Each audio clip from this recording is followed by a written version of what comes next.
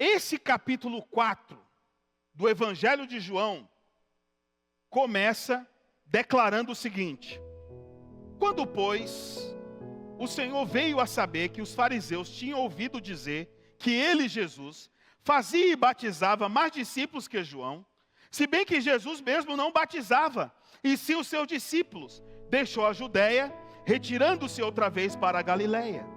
E era-lhe necessário atravessar a província de Samaria. Por que o Senhor saiu da Judéia e foi para a Galiléia? Porque havia na Judéia uma concorrência. João Batista, que tinha como finalidade, como sentido de vida, introduzir o Senhor e o seu ministério, resolveu andar paralelamente ao ministério do Senhor.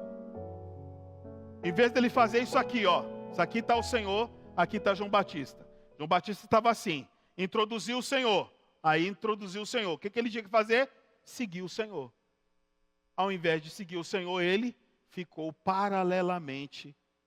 O seu ministério coexistiu com o do Senhor Jesus. E o que é concorrência?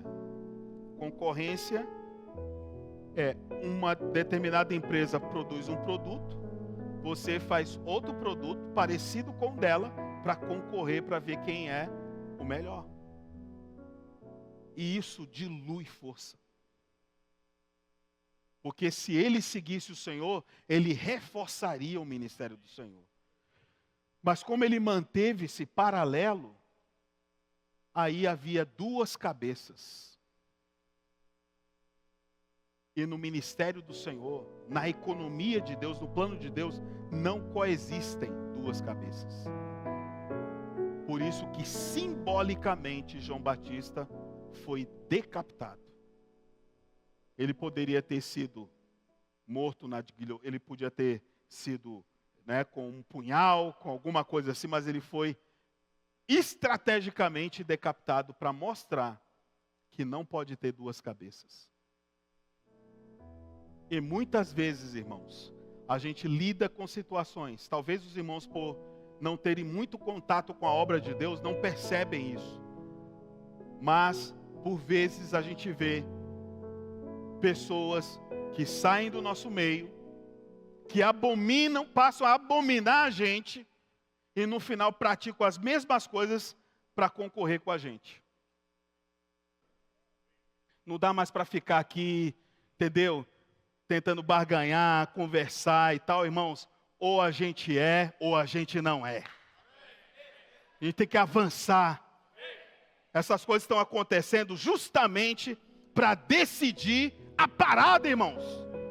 O inimigo está vendo que os dias dele estão contados. Então ele quer cirandar no nosso meio. Ele não vai cirandar no nosso meio. As portas do Hades não vão prevalecer contra a igreja. Nós vamos fechar essas portas. Nós vamos resistir o Hades. Em nome de Jesus. Assim como havia Paulo, houve Pedro, houve João. O Senhor também tem colocado pessoas à nossa frente, irmãos. E a gente não pode ser infiel a essa percepção. Por que o apóstolo Paulo chega para Timóteo e diz assim: não te envergonhe do teu encarcerado? Já pensou você dizer que é conhecido de uma pessoa que está presa? E na época de Paulo, era muito provável que ele fosse difamado por causa disso. Ah, está preso? Está preso não é porque fez alguma coisa errada. Mas ele estava preso por causa do evangelho. Mas certamente ser amigo de um encarcerado era muito vergonhoso. Mas o Senhor escreveu para Timóteo.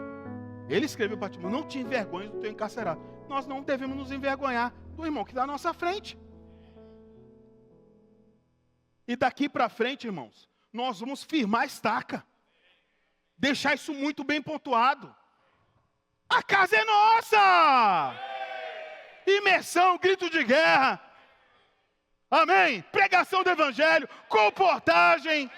Usar todas as ferramentas, irmãos. Agora vai. Os nossos jovens e os nossos adolescentes não podem sentir nenhum nível de restrição para praticar as ferramentas. Amém? Aleluia?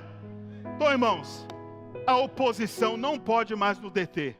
O inimigo, Satanás, que pensa que é bonito, né? É o cara mais bonito do universo. Mas a gente não vai segui-lo. Não vai seguir sua artimanha. Não vai seguir seu jeito. Nós vamos seguir o Senhor. E vamos tirar uma foto do Senhor. Filipenses capítulo 2, e vou terminar com isso aqui. Tende em vós o mesmo sentimento que houve também em Cristo Jesus, pois ele, subsistindo em forma de Deus, não julgou como usurpação o ser igual a Deus.